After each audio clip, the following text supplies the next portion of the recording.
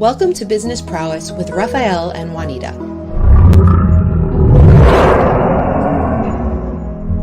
Our show will bring you the best insights, ideas, and inspiration from successful entrepreneurs and CEOs in the business world. We'll talk to experts and business leaders. Don't miss out on the opportunity to learn from the best and stay ahead of the game. Sifu Rafael is the founder of 5 unique shows. He's a fitness professional, solutions expert, executive coach, and head instructor at Max Martial Arts and Fitness in New York. Juanita Cap is a public speaker who was in the ministry for 15 years. She has extensive knowledge of various topics such as leadership and communication, and has emceed many executive and academic events.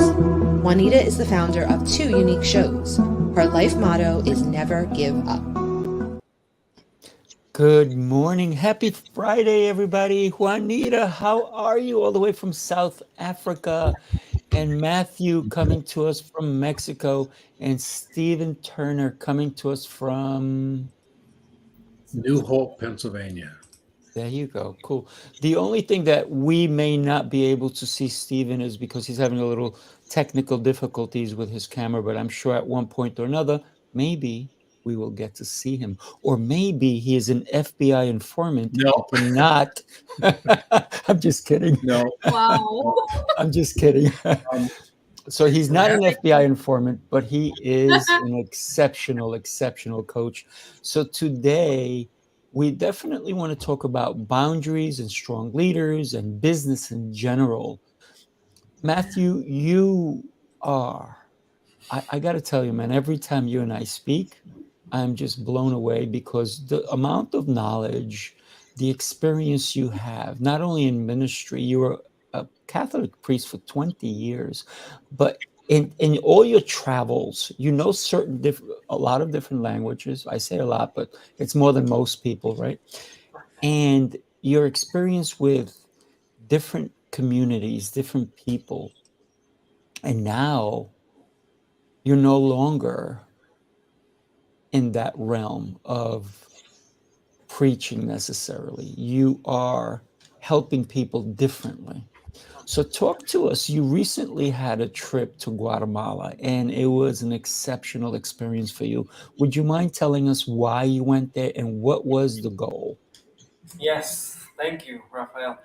And hello, Juanita.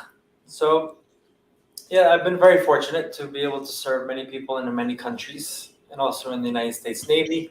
And I continue, even though I stepped away from formal ministry, I continue to serve because my heart is very passionate about the human person and the beautiful complexities of the human person, and to continue to serve people and so that they can lead better, love better, and live better. So I went to Guatemala recently, and I have a good friend there that she was very generous because she opened up all these doors to her network, and she has a fascinating story because she's very connected in all these different circles in Guatemala. So she prepared a very intense trip.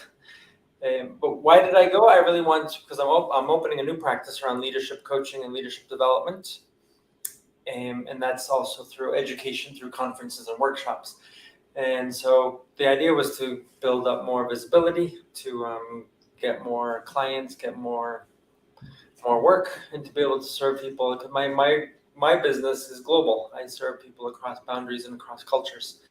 And so I was able to give a conference in a university. I was able to visit a few businesses and lead a few workshops around culture and around leadership and other aspects that they sort of needed for their effective team management and things like that.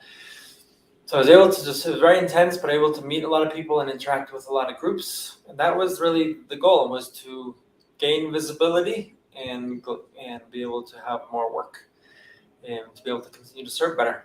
So that's why I went to Guatemala. And I suppose to your point was we have to, going to the message of your show about prowess, right? We have to go out and we have to step out of comfort zones and explore other circles and other environments to be able to see how to serve more and to serve better. So that was part of that. But again, it's also networking is so important to have people that will open up doors. As I mentioned this, and this good friend in Guatemala, where she opened up her doors to let me meet a lot of people in her many circles. And that's I like to do that for other people, and I hopefully people will do that for me, because I think when in our field of work, when we can't do it all, we have to help each other, and our services are complementary, so we help each other grow, we give each other possibilities. So yes, so that's why I went there, Rafael. Beautiful, beautiful. So you went and you even taught people at the university. I love that, and because the opportunities always present themselves, and sometimes a lot of people are not ready to do that, or they're too timid, or they claim they don't know enough, and that's a lot of thought process that goes into who we are, right? As a person, as a business person. Juanita, you also are traveling all over the world, young lady. What are some of your experiences that you've noticed as you're traveling around the world? And we definitely want to talk about boundaries, and we have to set certain boundaries, especially when we travel. But we also have to understand, if we're a strong leader, how we show up as a strong leader. So I'd love to hear your take on that. Thank you, Steve. I appreciate it. Accidentally as it is, Matthew and I actually went to the same event this year for the BLN, the Business Leaders Network, and it was an entrepreneurial summit, and we were both speakers at that specific summit. But the reason, as leaders, that we flock from all over the world to these events is that we want to network with more business leaders. We want to, as Matthew said, get in more work, expand our expertise, really expand our horizons and connect. And I think it's very important, like you've mentioned and like Matthew mentioned, that you have to get out of that comfort zone. You have to really challenge yourself and go looking for new opportunities, because to sit back and think, they're just going to fall into your lap, that's not going to work. What we do is we go out, we scout, like you mentioned, Prowess. We had a discussion a little bit about that before. And we go out and we look for that adventure. We look for that opportunity. And while we are doing that, every single time it happens to me, I grow personally and professionally. And that's the part that I love, because I grow in all areas of my life. And that only happens when you rub shoulders with people that are not in your area necessarily, that are not necessarily in the same field of work as you. So it's very, intricate process, but it's so much fun.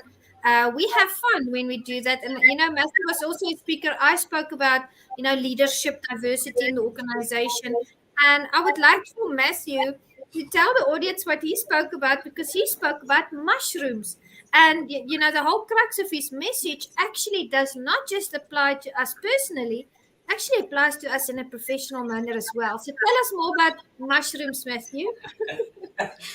Yes, I spoke about mushrooms, but it was to get people's attention.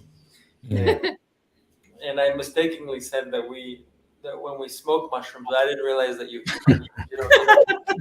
Anyway, that was a good joke that people enjoyed.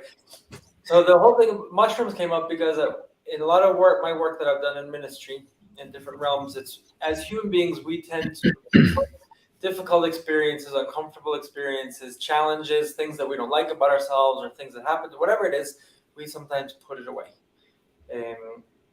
Because we're hoping that when we put it away, whether it be under the carpet or whether it be in a little cabinet, we will hope it will disappear, have less power over us. But the fact is that when something is left in a dark, moist place, oftentimes it can grow, just like mushrooms. Okay, so that's where mushrooms come into play. So things can grow, and so some things grow in darkness rather than disappearing. And so it's having the courage to be able to deal with those things, and that's what I've done through ministry. That's also what I do with coaching. Is we bring things out of the closet, we put things on the table, and we talk about it. And when we shed light on it, when we bring it into the light, it has less power over us. When we bring it into light, then we can deal with it. Then we can turn that into something transformative. So that's what that message was about. And I shared a bit about my own story with having to also go through that process and what I've done with many other people. So beautiful. Beautiful. Yeah, when we put things in the dark, sometimes sometimes they die, sometimes they grow. Mushrooms. Yeah. Right? So I'd love to have Steven's idea and concepts on boundaries and strong leaders. We'd love to hear your take on it, Stephen. Well, I love the idea of not allowing yourself to get boxed in by boundaries, but rather engage in open conversation so that actually the boundaries expand. Now, I have learned through my 45 years in the leadership world that the greatest connection with people is at the people level. And you can have processes and procedures and all those kinds of things, and those things are managed in a business. But when it comes to people, people need to be led. And I could talk about that for quite a while, coming in it through the ministry angle as well, because the things that I picked up as a leader early in my career, because I started when I was 20 years old, was supported by God all the way along the line. Beautiful. And it was an amazing journey. I have to say, I didn't realize how much he was in it until I looked backwards. But I like listening to people and talking, because you end up with, there's a verse in the Bible that says, it's Proverbs 14, I think. In the abundance of counselors, there's victory. And employees are a tremendous source of counsel. When you're in an environment where something isn't quite working right, and they're so close to the work, they know the answer. So now, when we run into a scenario where it's good to know that I am now outside of my own boundaries, because I'm engaging and receiving back what they have to tell me based on what they experience on a day-to-day basis. And it's very often they have the solution. They do. They do. They do. So let's consider what does it mean to be a strong leader? Anybody wants to take it away, and then I'll come back at the end and tell you what I think a strong leader should be. Who wants to go? Well, I can keep going here. Yes, go for it.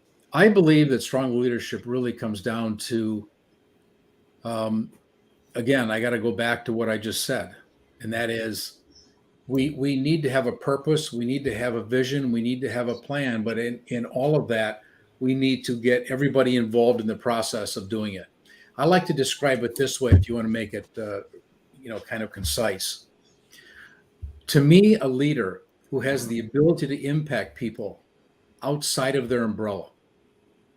In other words, our umbrella is our formal sphere, or our formal reach of authority and responsibility.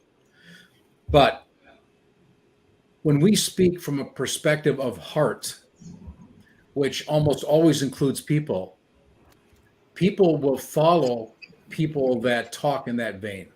Mm-hmm. So I'm not talking under my own umbrella. I'm talking to people everywhere.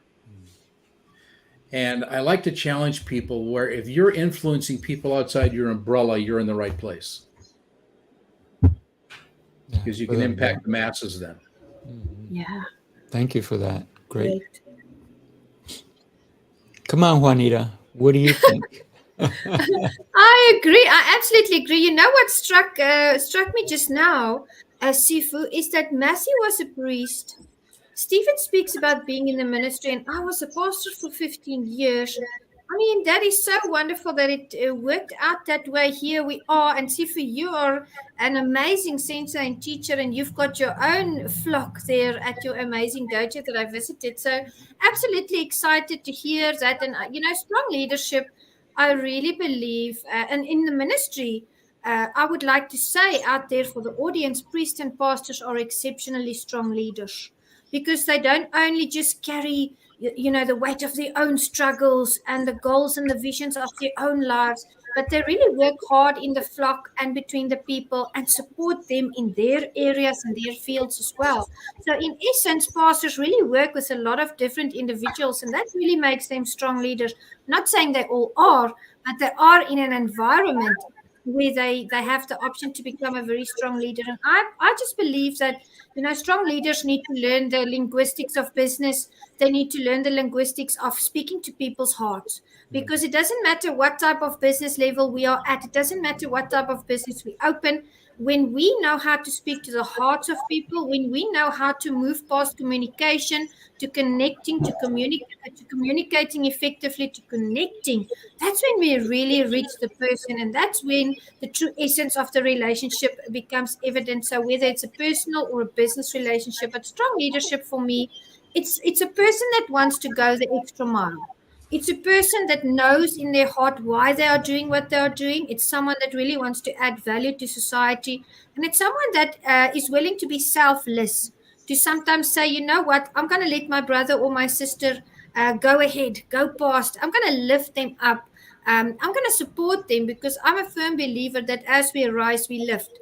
And we are there to support each other. We're there to network. And sometimes we have some skills in a certain area. Matthew has skills in another area. Sifu, you have skills in another area. And yet, all our skills are intertwined. And we really form this wonderful net of support, and the structure in which everybody can flourish and grow. So I'd say, in short, someone that's selfless and someone that's always willing to go the extra mile. Beautiful. Matthew, take it away, my friend. Thank you.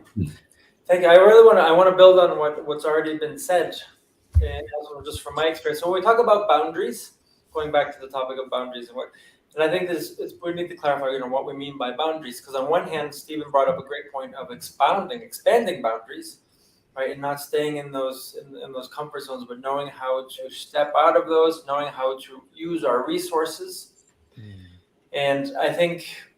But then there's another area of boundaries, is clarifying, what is our relationship in a professional realm, right? Or whether it be in a personal realm, whether it be as a couple, whether it be in a family, as parents.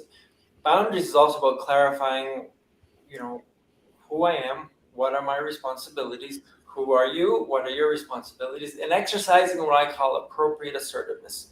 Appropriate assertiveness is to have that ability to, in a conversation and in a relationship, to have respect for the other and respect for oneself. In other words, not to walk on others and not to allow others to walk on me. Dealing with a leader yesterday in a coaching session, he was challenged by boundaries because he was trying to get along with his people, but then the moment came where he had to lay down the law, or say, and a moment of accountability, or a moment when people weren't taking ownership. I said, well, you can't have both. What is your responsibility as a leader? First and foremost, it's to serve in the organization, to serve people, to serve. You have goals and objectives, and if the priority ends up being, I want to get along with people, well, then we're conflicted. Yeah. Okay, and something is going to suffer. So that clarity around boundaries, and so going from that to then what, as a strong leader, in my view, first of all, is grounded, has that humility, which from the Latin comes from that. Something that meaning from the ground, someone that's grounded in the knowledge of themselves, in what they do know, but also recognizing what they don't know, and knowing how to use their resources, and that humility of I am here to serve, and leadership is I'm here to serve. So there's that humility, and also with humility is great self-awareness. I say that self-awareness is one of the greatest leadership assets, but the lack of self-awareness is one of the greatest leadership liabilities. And I think that also has it's very connected to humility, to really live in the truth of who I am, and not to live in sometimes the lies that we tell ourselves or the blind spots. So that all this around humility. Another aspect of strong leadership, in my view, is clarity of direction. That's what someone is there to do. And one of the greatest gifts, and with this I'll finish, one of the greatest gifts that we can offer our people is clarity of communication. Clarity of goals and objectives, clarity of expectations, clarity of communication, clarity of consequences. Because that gets rid of all ambiguity. And that's also what's like with boundaries. With clarity of boundaries, when we have ambiguity around boundaries, it leads to confusion. It does. That's it. Yeah. So I said I would wrap it up, right, and come in at the end. So to Stephen, ditto. To Juanita, ditto. To Matthew, ditto. I'm done. I'm kidding. You guys are amazing, amazing leaders, and it shows just by the words you're using, the way you're thinking. And I also want to add a little bit to it, because we have to think with empathy. To be a strong leader, we definitely have to almost understand where the other person is coming from, even if they're not at your level. They could be a way lower level than you, and that's okay. But when we have that empathy, we can help them, we can guide them, and we can bring them up another level. Because if we don't show up with empathy, how are we going to help anyone? We will never understand. We're only looking at ourselves, which, by the way, is probably the one important thing that we need to do every day. We have to start every day with gratitude. As a leader, you have to think of who's the number one person that will affect my life. If I want to be an amazing leader, I got to lead me. I got to be able to wake up, do my morning routine, do whatever it is. And it doesn't matter. Listen, so what if I get up at, between 4 and 5, sometimes at 3 o'clock? Who cares? It's not about me. It's about you. Maybe you get up at 7 a.m. or 11 a.m., whatever your day is like. But when you do wake up, what are the first things you do as a leader? I had a talk recently at a convention in Kansas City.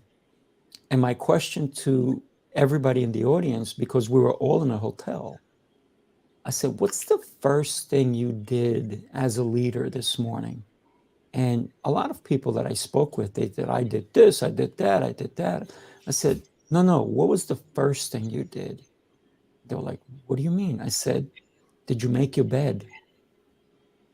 We've all seen that general who talked about making your bed, but he speaks volumes, because it is your first win of the day. And people say, well, I'm at a hotel. Why do I have to make the bed? Well, guess who made their bed? I did. And I counted in a room, and only 10 other people made their bed. Why? Because they know that leadership starts with us. To be a strong leader, you have to be able to truly present yourself as a leader. Not, hey, you know what? I'll let the maids do it, or I'll let this do it. Or, I'm at a hotel. I don't have to make my own bed. Can I tell you? It didn't matter what time of the day you went into my hotel room. My beds were made, right? My room was neat and tidy. I've been to, sometimes you're at a conference and somebody goes, oh, come to my room for a minute. And you go there and you're like, whoa, what happened here? Yeah. And meanwhile, outside of that hotel room, they show up as a super classy, super exceptional person. But what are you doing internally? How are you showing up for yourself? So I take pride in me before I can even assist anyone else. So to me, a true leader is somebody who leads with exceptionalism, who leads with empathy, and who also believes that they are there to make life better for everyone, including, listen, even on the day I was leaving my hotel, and I left at 4 a.m. because my plane was at 6, I still made my bed. I still made my bed. I got up at 3 o'clock. I took a shower. I meditated. I actually worked out before, and I still made the bed. I could have just left. Hey, I'm leaving. It's my last day. Still made my bed. Why? Because it's the way I behave every day, and I make no exceptions for me. So a strong leader, who do we make an exception for? Maybe somebody who we're trying to guide, but we also got to let them know that they should not always make exceptions for themselves, that they have to step up and stop making excuses, because life is a beautiful thing. And if we can have a clear path, like Matthew said, to have clarity in what we do, bam, your life as a leader will truly shine no matter where you go. no matter what business you do. Yeah. Yeah, Absolutely. for sure.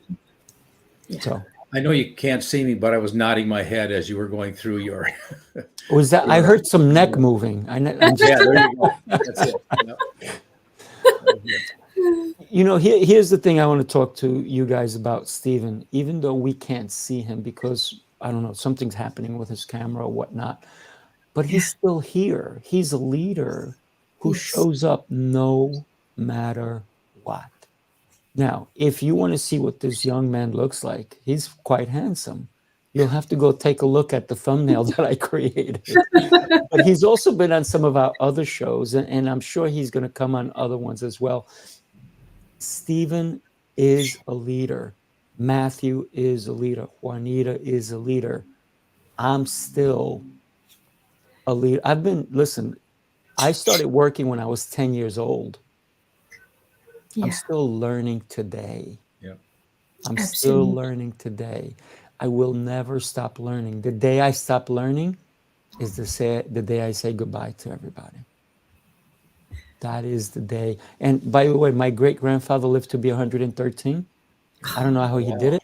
But I'm going Wow. to beat him. Wow. I'm going to beat him. I'm going to go for 125 and up, and especially There with you go. technology.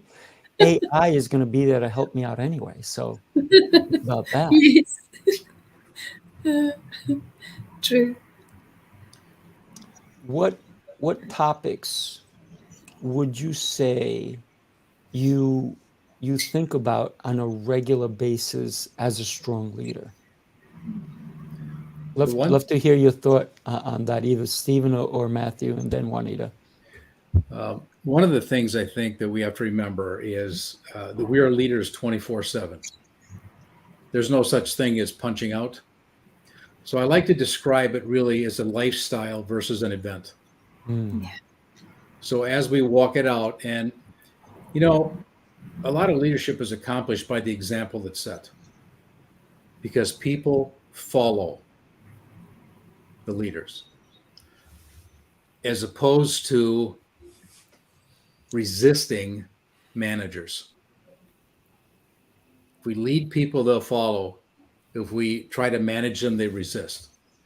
And I'll tell you, the follow routine is a whole lot easier, more fun, more smiles, more success.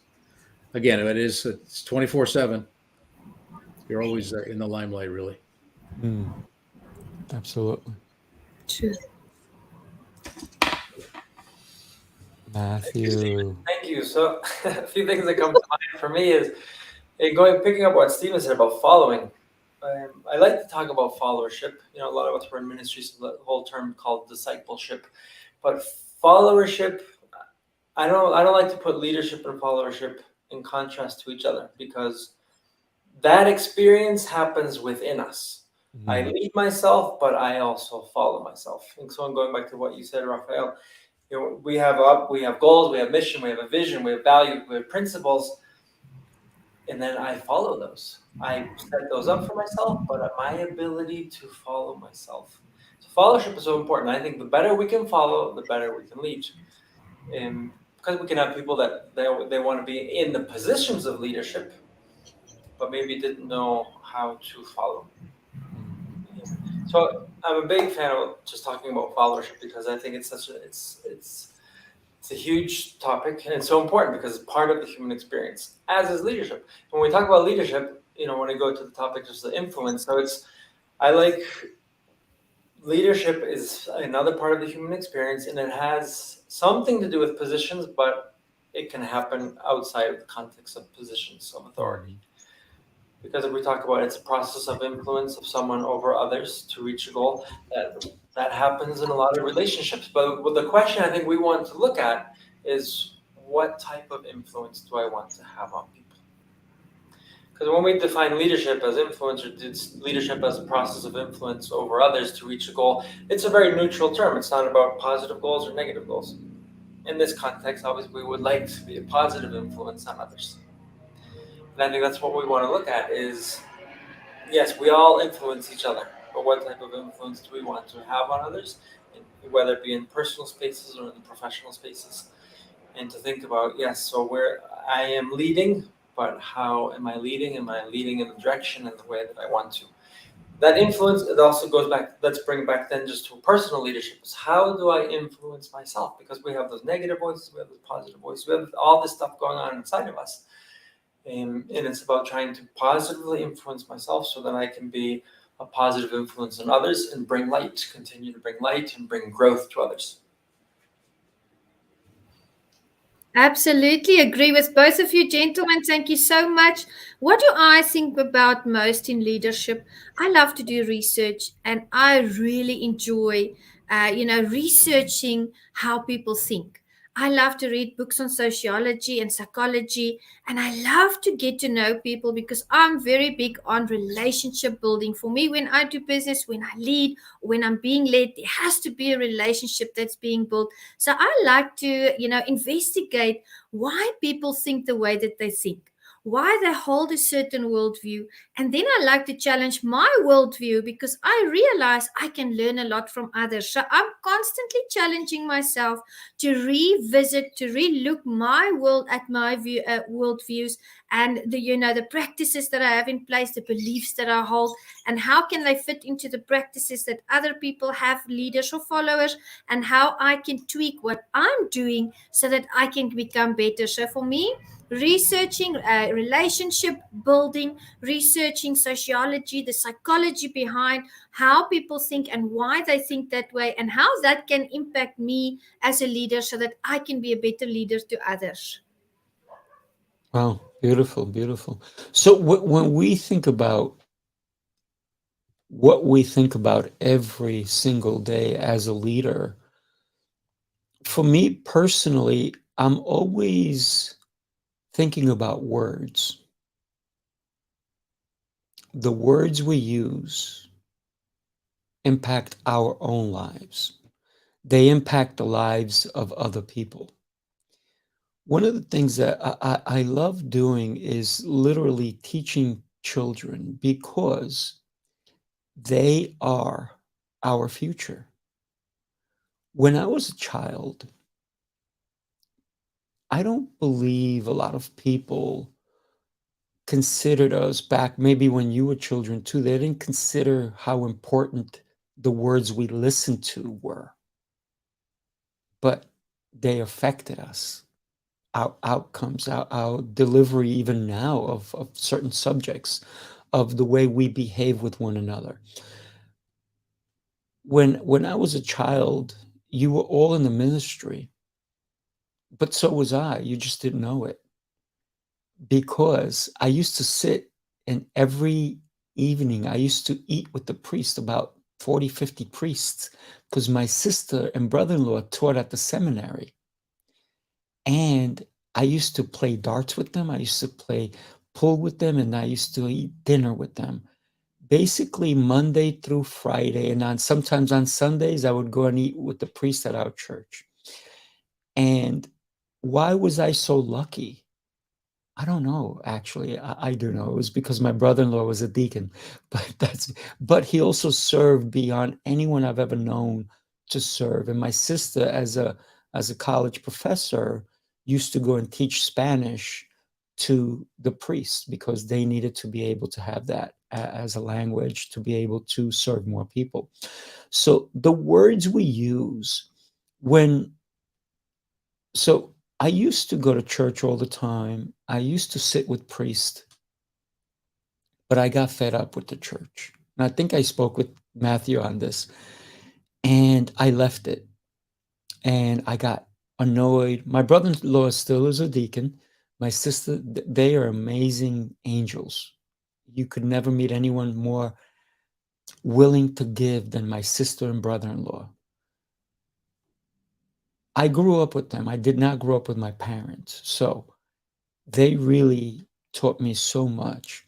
But when we think about the reason I left the church is because there was no communication directly with me. I was trying to interpret somebody else's language, and I could not understand it.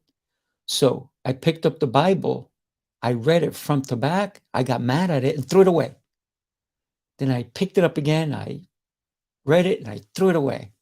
And then one day I said, I'm not doing this right. because the words are making me angry. I don't get angry, not angry, but just disappointed. So what did I do? I said, let me listen to a podcast. Maybe they'll explain it. And boom, it hit home. And I started listening to it. Then I started going to church. So now I read the Bible all the time. Look at this. Somebody even just gave me a cards on Proverbs. And every day I can read a different proverb. It's so cool. But I had to do it on my own terms. Yeah. I had to find it on my own terms to understand that the words that were being used, I was not interpreting them. So every day as a leader, what I say to somebody has power, whether to help them or hurt them. I choose to help. So that's what I think about every day. You guys can unmute. Absolutely love that, Sifu. I agree with you. It's all about that interpretation and what works for you. Because I believe, there's different ways to train people, there's different ways to lead people as well. And that's not a bad thing. It just shows us that we are all different. And that's beautiful. I think the world would be very boring if we were all the same, if we had all the same, tendencies, if we had all the same characteristics. Leadership is really colorful. Leadership is beautiful, and leadership is something that ignites us. It ignites that passion for people. It ignites that passion for bettering others and ourselves. It is teaching us, and of course, very important, we as leaders have to stay teachable. And sometimes, if someone relays something over to us and we don't quite interpret it the way they mean it, and, then it's fine. There's another way to get it done. I sent something to someone this week and they weren't, for instance, able to open the attachment. And they said, they apologize. They don't have this in this program. They can't open the attachment. And I replied to them. I said, then we find another way. And I think it's wonderful that we are able to find another way. In leadership, we can do that. In life, we can do that. There's not only one answer to every problem. There's various variables that we can test, to get to the end result we want. Oh, yeah. We need to find a way. There's always a way, isn't there? There's always a way. So when we hit a roadblock as a leader, what must we do? I'm just curious. Well, anybody can take it. I think the first objective is to believe you can find an answer, for one thing. It's amazing how many people, this is a statistic, how many people are frustrated over leaders that don't know how to solve a problem. So it's huge. If we take relatively straightforward ways to solve problems, gather facts, consider alternatives, make a decision, then actually do it, we can get through most problems, because that's a big part of what our responsibility is. And by drawing on the people around us, we'll get the best input so that we come up with the best answer. And I think that happens to apply in almost every case, because I look at leadership this way. There are some people may think they could take a book and look at 10 steps to leadership or something like that. I describe leadership more as a golf bag of clubs. I don't know, the word club is a great word in this case, but the idea is that we gain skills throughout our lives and we use the skills as we need them. So as the ball lies, use the right club.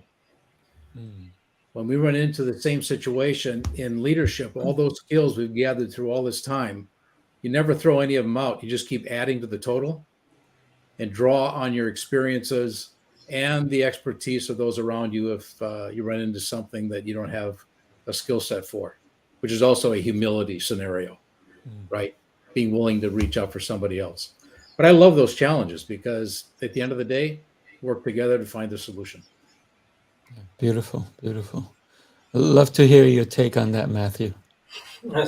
Thank you. And thank you, Stephen. Great analogy. Wonderful example. About adaptive leadership. I think the art of leadership is my ability to use the proper style or approach in a given situation.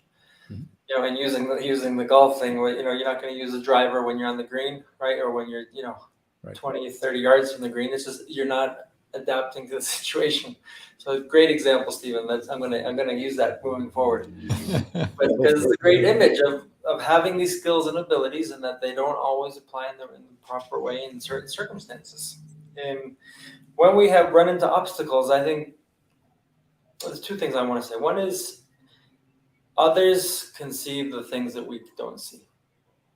And that's where, you know, using the resources of advisors or counselors or consultants or coaches, whatever, in certain circumstances is very helpful, because we run into an obstacle and we sometimes get fixated on the obstacle, that there's a wall here.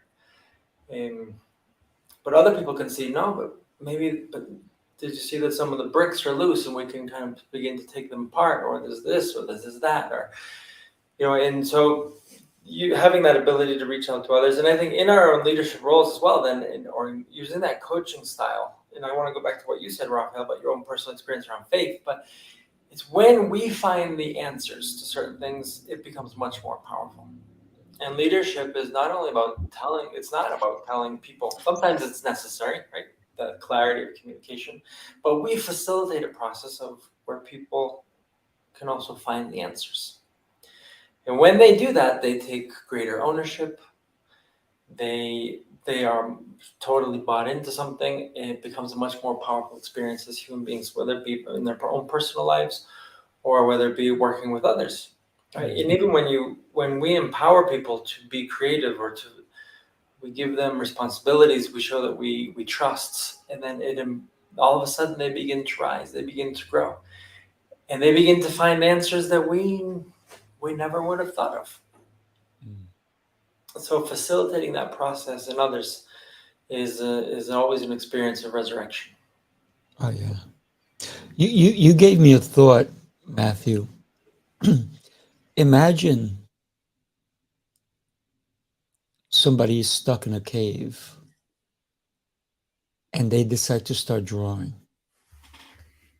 Let's say they're stuck in a cave for 10 years. So somehow there's food in there, there's water, the whole thing. But then they say there's a little bit of light, but they can't really see much. All they can see is the sky. They start to draw. Where will their drawings go? Only what they've seen prior. They don't know what's going on in the world. So a lot of people who are not focused on what's happening in their community, in their world, and you talked about having experiences with other people, having different people share with you, enlighten you. Because you can have another person that can go into a cave and they leave it every day. Their drawings are going to be more colorful, more exciting, more relevant to what is going on. So where are we? Are we in a cave that we're stuck in because we don't ask to be helped by a coach or a mentor? And we think we have all the answers. Listen, I don't have one coach. I have many coaches. And all of you, I'm going to consider my coaches today. You're all exceptional. So thank you for everything you've been giving us today. And everybody, listen, do me a favor. If you did not catch this live, we forgive you. We forgive you today. But hit hashtag replay when you watch it later on, and just take some notes, because there's been so much great information on this show. So with that, Juanita, take it away. Thank you so much, everyone that joined in today. We really appreciate you. Our guests, thank you for your input. It was phenomenal. And yes, I agree with everyone, with everything that they've said. Now, sometimes we have to remove ourselves from the situation, and we have to look at that obstacle through the eyes of others, get their input. Sometimes we can use the obstacle as a stepping stone. And sometimes, we can just draw and learn from that input that we've got, and apply that. But the most important thing is that we always stay focused. We never lose hope, and that we keep going. Sometimes they shoot movies. I'll use that as an illustration. They don't always shoot movies from A to Z. They don't always start with the first scene. They sometimes start with the last scene. And that's for a specific reason, because they know what the end goal is. So if you are facing an obstacle, if you have a project, sometimes you don't have to go through step 1 to 9. Sometimes it's better to start at the end. So keep looking up. And, if you're stuck between a rock and a hard place, I always say the only thing you can do is look up, look towards your faith, and just keep that hope. We appreciate you here at Business Prowess. Thank you so much, and have a beautiful weekend. Exceptional day, everybody. Exceptional day. Thank you. Thank you. All right. Thank you. Take care, Bye-bye. everybody. Bye-bye.